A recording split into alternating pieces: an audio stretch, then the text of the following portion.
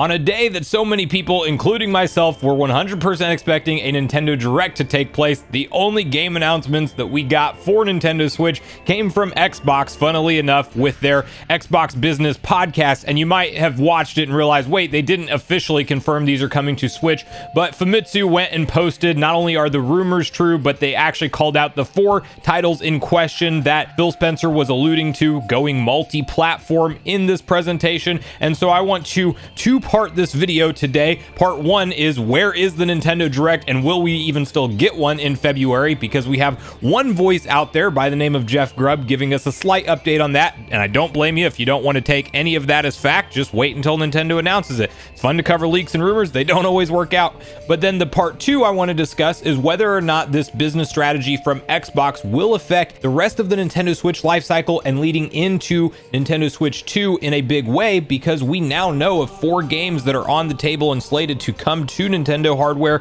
And judging by some of the wording in this podcast, while Xbox is still going to be very focused on their own future hardware, even teasing an announcement for future hardware this holiday season, it very much sounds like all bets are off when it comes to exclusivity for games going forward, as at one point they just said those 4 games are the ones that are planned right now, not committing to anything after that. So there's a ton to unpack in today's video. Before we do, make sure you like, subscribe, and turn on your bell notification to join Sunbro Nation if you're new here. And we have to first talk about briefly the expectations around a Nintendo Direct shadow dropping today. I made a video yesterday fully stating my expectations that this event was likely going to take place. I thought we had credible names behind it. Necro Felipe, in addition to Nate the Hate, hearing that it was going to be going on this week. He never committed to an exact date like February 15th, but it is very uncharacteristic of Nintendo to not communicate to their fans in the first couple weeks of February. In the beginning of the year, we have just historically seen them hold this event 4 of the 5 last years, and they just have a track record with it.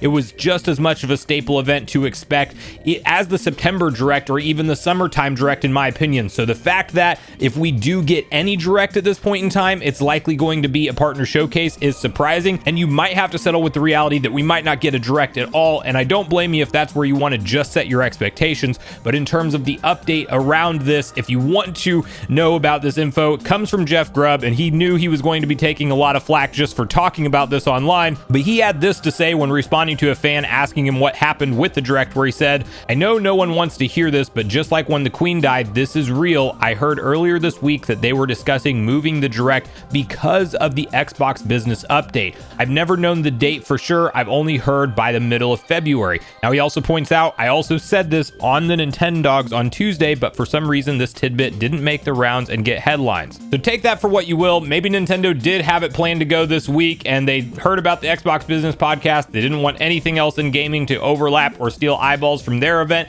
and they decided to shift to something like next week or the week after. But like I said, at this point, we are really in uncharted territory with Nintendo and their plan around Directs, because we are in that very questionable year about them potentially gearing up to reveal and announce new hardware, which kind of, I guess I need to realize this personally as well, it really kind of breaks the mold as far as what we can go off of when we're looking at history with Nintendo, because they might be pivoting to a new standard and a new way of doing things, or at least a new cadence and schedule with their events when they are talking about revealing new hardware and transitioning to announcing games for it. So we have to realize we're at a very pivotal moment in the Nintendo Switch's life cycle here, and we can't always just look to Nintendo's previous trends to try to predict what they're about to do next. It doesn't help when you have people saying that they have for sure inside sources reported on it, and then it doesn't end up happening. That's why you can't ever for sure take anything as 100% fact until Nintendo announces it. So just remember that. But in terms of what Xbox did to deliver, I would say a mini Direct announcement at least, because we did get 4 different games that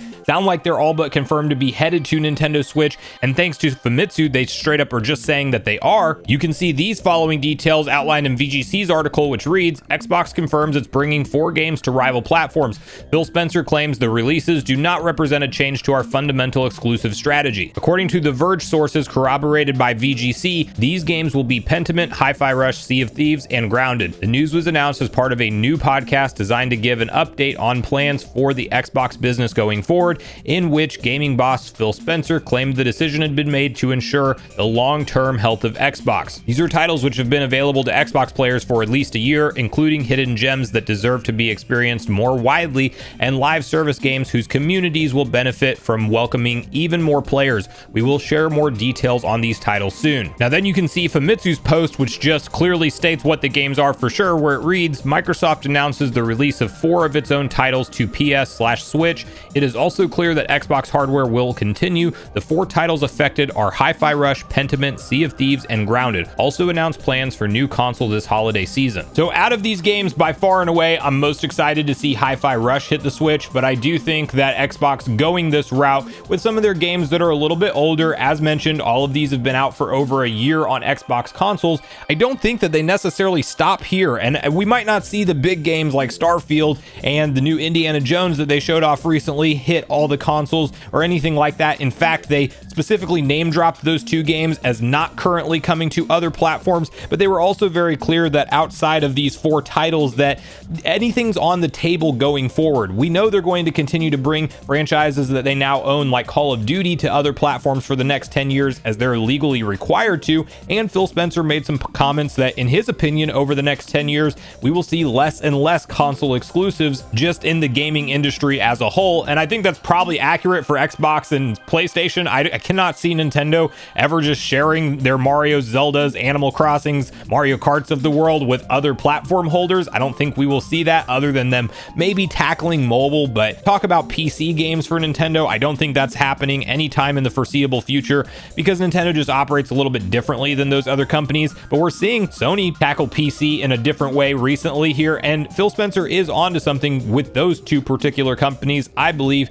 in terms of seeing less console exclusives because they just want to sell these games to as many users as possible. And we may get to a point with technology over the next 10 years where it doesn't make sense to upgrade your console every 5 or 6 years like we're kind of doing today. Essentially, the gaming industry might not look exactly the same as it is right now. He also mentioned that now that they own Activision Blizzard, and especially whenever you factor in Minecraft, that Microsoft is currently one of the biggest publishers in terms of third-party support for Nintendo Switch. And I think that if these 4 games do good, they're going to want to test the waters with more and more titles coming over. It's also going to be really cool to see Sea of Thieves make it over to Nintendo Switch because that's a rare developed game, and I don't know if all of these will hit the current generation Switch that we have today or if it will be saved for something like Switch 2.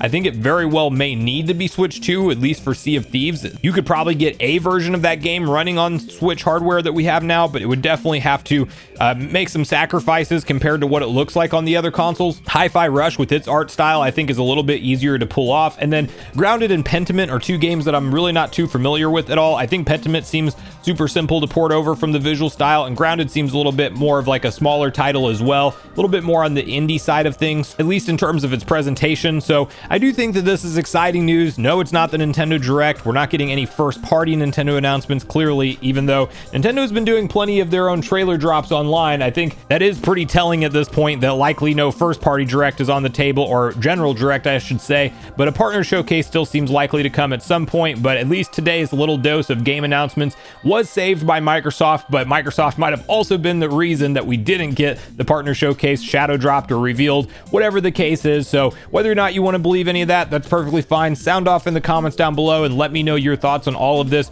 Are you excited for any of these 4 games to be headed to Nintendo Switch from Xbox first party studios? Do you think that this is just the beginning of Microsoft's broader strategy with likely bringing a lot more of their games in the future to Nintendo consoles? And do you think there's any hope left at all for a February Nintendo Direct, or is that something that you're just not going to be setting your expectations on anymore personally? So regardless of your thoughts and feelings on everything we talked about today, I do look forward to hearing from you all in the comments down below before you leave the video, as I do look forward to getting a back and forth conversation started with you all around these topics. Go watch the video on screen next if you haven't already. Also make sure you like, subscribe, turn on your notification bell, and I will see you guys in the next video.